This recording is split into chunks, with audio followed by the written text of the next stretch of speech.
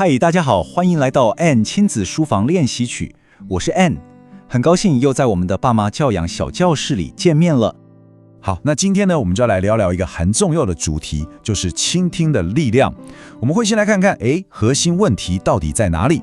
然后为什么倾听这么有力量？接着我会分享3个超级简单的技巧，还有一个我自己的小故事。最后会给你一个今天晚上马上就可以开始的练习哦。相信我，你会发现要靠近孩子的心，真的就从好好听他说话开始就够了。好的，那我们就直接切入主题喽。第一个部分，核心问题。我们常常会觉得很烦恼，为什么孩子好像都不太跟我们分享心事？但我想说的是，这个关键可能真的不在孩子身上哦，而是在于我们是怎么听他们说话的。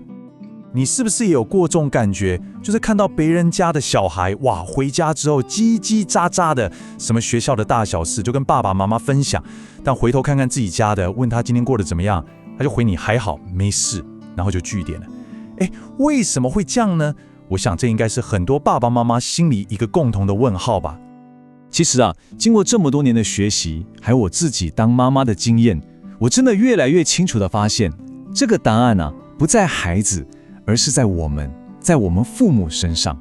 真的，一个孩子愿不愿意跟你分享，很多时候就取决于我们是不是一个让他觉得很安全、很放心、很愿意靠近的听众。好，那接下来我们就来聊聊，为什么倾听这件事会这么有力量？你可能会觉得倾听就是一种沟通技巧嘛，对不对？但其实它远远不只是一种技巧哦，它像是一种讯号，会悄悄的在孩子的心里建立起3个非常非常重要的，可以说是连结的基础吧。这第一个讯号就是你让孩子感觉到我看见你了。你想想看，孩子心里真正在乎的，其实从来都不是我们说了多少大道理，或是给了多少建议，不是的。他真正在乎的是你到底有没有看见他这个人，看见他当下那个最真实的感受。再来，第2个讯号是你传达了你是值得被尊重的，这点超级重要。你想，当一个孩子在家里，他感觉到自己的想法，他的情绪是被爸爸妈妈尊重的，那他很自然而然的就会学会怎么去尊重别人，当然也包括尊重你、理解你。最后一个，我觉得也是最关键的一个讯号，就是让孩子觉得跟你说话是安全的，这点真的太重要了。你想想看，如果孩子每一次想跟你说点什么，心里都怕怕的，怕被你批评、被你纠正，或是被你否定，那久而久之，他当然就越说越少了。可是反过来想，如果他感觉到不管他说什么，好的坏的，你都愿意先听他说完，那未来等他长大，当他真的遇到困难、受伤、迷惘的时候，你猜他第一个会想到谁？没错，一定就是你。好，那了解了倾听为什么这么重要之后呢，接下来就要进入大家最期待的实作部分了。我要来分享3个超级简单，而且你今天甚至等一下听完就可以马上开始练习的方法。说真的这也是我自己到现在每天都还在练习的功课哦。这3个方法是什么呢？来，很简单哦。第一，重复他说的话；第2，统整他的感受；第3，对细节保持好奇。听起来是不是超级简单？对，就是这么简单。我们一个一个来看要怎么做。好，首先第一个，重复孩子的话，这个真的超级无敌简单，可是效果却出奇的好。比方说，孩子放学回家，脸臭臭的，跟你说：“我今天跟同学吵架了。”这时候你什么都不用做，你不用急着问为什么，不用急着教他该怎么办，你只要很温柔的看着他，然后重复一次：“哦，你跟同学吵架咯。”就这样，光是这么一句话，就会立刻让孩子感觉到，哇，妈妈有在听我说话OK， 第2个方法，统整他的感受。有时候孩子会一口气说一大堆很混乱的事情，对不对？比方说那个小明他不借我剪刀，然后我就很生气，结果他就说我很烦，就是这样一团乱。这时候我们就可以试着帮他整理一下。你可以说，听起来你好像因为借剪刀这件事觉得很委屈，是吗？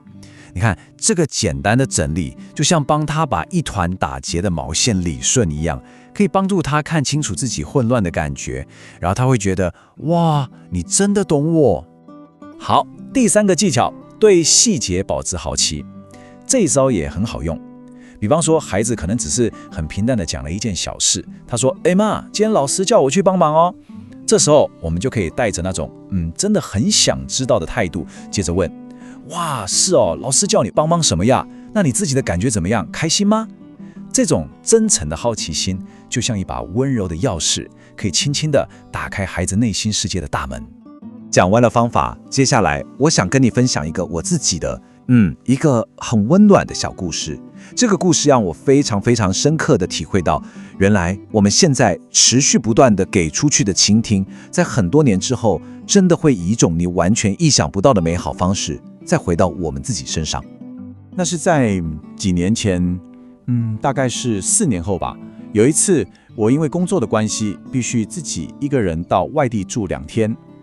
到了晚上，我就打电话回家跟孩子聊天。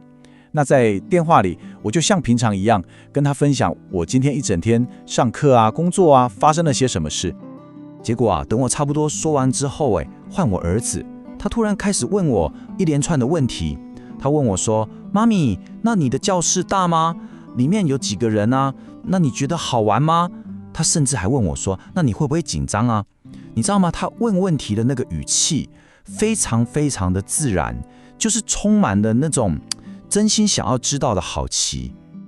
就在那个 moment， 我真的整个人愣在电话这头。我突然意识到，天啊，过去这几年我一直都是用这种好奇心去靠近他，用倾听去理解他，而现在就在这一刻，他正用一模一样的方式来靠近我，来关心我。那真的是一份最棒的礼物。我知道那是我们多年来很稳定、很温柔的一点一滴累积起来的。听完这个故事，你是不是也觉得心里暖暖的，很想开始试试看呢？先别担心，我们不用一开始就做到100分，完全不用。我们只需要从一个非常非常小的练习开始。来，这就是你今天晚上马上就可以做的一件小事。好，我们这周的练习超级简单，就是请你试着重复孩子说的任何一句话，然后问一个好奇的问题，就这样。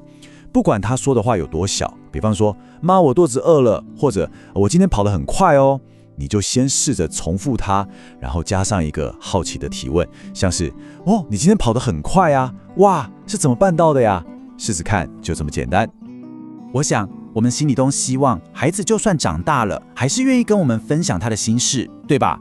但这种亲密的关系啊，它不是长大后才突然冒出来的，它真的是从每一天、每一次孩子感觉到我被听见了的这种微小瞬间，一点一滴、一点一滴慢慢累积起来的。